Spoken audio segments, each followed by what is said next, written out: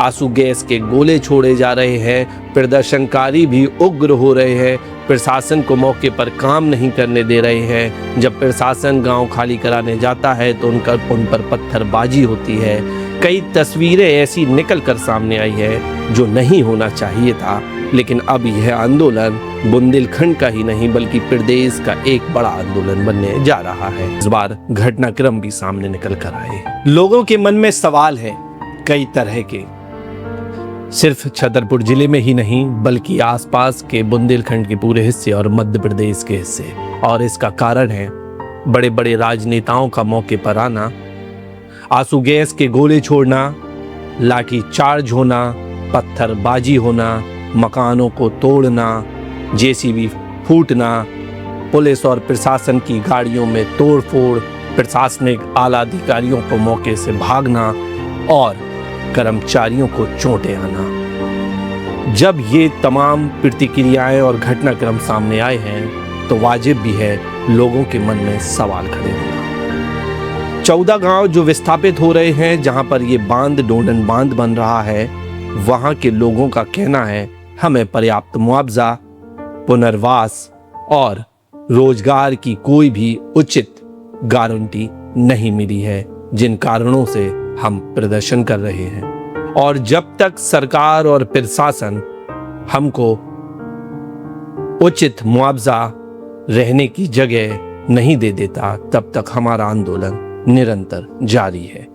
इसी बीच प्रदेश में विपक्ष में बैठे कांग्रेस के प्रदेश अध्यक्ष जीतू पटवारी का मौके पर आना, प्रशासन का उनको मौके पर जाने से रोकना, आदिवासियों के बड़े नेता कांग्रेस के विक्रांत भूरिया का आना और उनको 24 घंटे निरंतर प्रदर्शन करना, इससे आंदोलन अब बड़ा हो गया है। इसी बीच 2 दिन में लगातार प्रदर्शनकारियों के नेता अमित भटनागर पर एफआईआर होना और उनको दोनों मामलों में ही 1-1 दिन की जेल होना सवाल खड़े करता है, और अब सवाल खड़े होना लाजमी भी हो जाता है। वहीं छतरपुर कलेक्टर पार्थ जायसवाल का मीडिया को बयान देना कि उचित मुआवजा दिया जा रहा है, जो लोग प्रभावित हो रहे हैं इस योजना से उनको तय सीमा में तय राशि उनको मुहैया कराई जा रही है।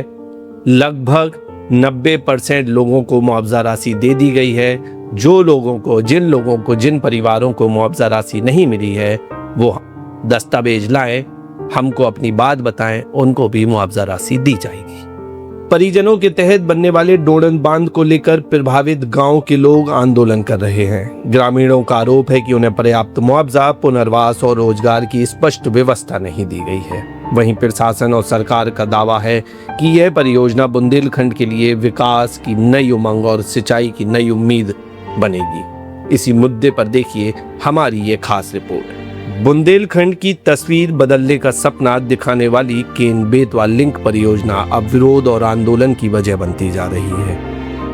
परियोजना के तहत बनने वाले डोंडन बांध से कई गांव प्रभावित हो रहे हैं। ग्रामीणों का कहना है कि उनकी जमीन, घर और वर्षों पुरानी आजीविका खतरे में पड़ गई है। ग्रामीण जो आंदोलन कर रहे हैं उनका यह भी कहना है, हम विकास के खिलाफ नहीं है, लेकिन हमें हमारा हक मिलना चाहिए। जब तक उचित मुआवजा और पुनर्वास नहीं मिलेगा, आंदोलन जारी रहेगा। आंदोलन कर रहे लोगों का यह भी आरोप है कि परिवार को अब तक स्पष्ट जानकारी नहीं दी गई है। उन्हें कहां बसाया जाएगा और रोजगार की उनकी क्या व्यवस्था होगी। ग्रामीणों का कहना है कि खेती, जंगल पर निर्भर हजारों लोगों के सामने भविष्य का संकट खड़ा हो गया है।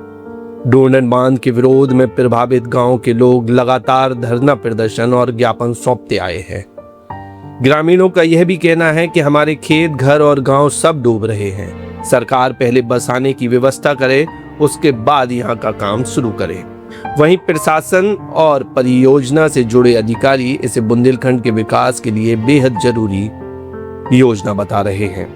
अधिकारियों का कहना है कि इस परियोजना से सिंचाई, पेयजल और बिजली उत्पादन में बड़ा फायदा मिलेगा, जबकि बुंदेलखंड हमेशा से सूखा के लिए प्रसिद्ध रहा है।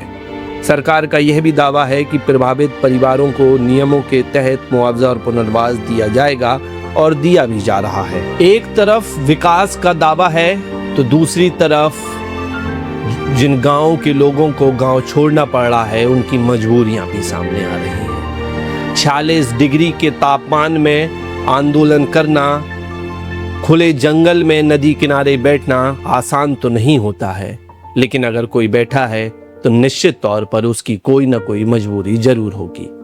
हालांकि हमने भी मौके पर जाकर कई लोगों से बात की थी बीते दिनों, तब हमने भी जाकर ये देखा था कि अधिकतर लोगों को जो सरकार ने मुआवजा राशि तय की थी वो मिल गई है, लेकिन अब उनकी नई शर्तें, और जब उनको ये पता चला चूंकि ग्रामीण एरिया है वो, ग्रामीण लोग हैं वो, आदिवासी लोग हैं वो, तब हमको यह भी समझ में आया कि उनकी मजबूरी ये है कि आपने मुआवजा तो दे दिया लेकिन जमीन के बदली जमीन और घर के बदली घर नहीं मिलेगा, तो इस मुआवजे का हम क्या करेंगे, हमारे बच्चे क्या करेंगे, हम अपना जीवन यापन कैसे करेंगे।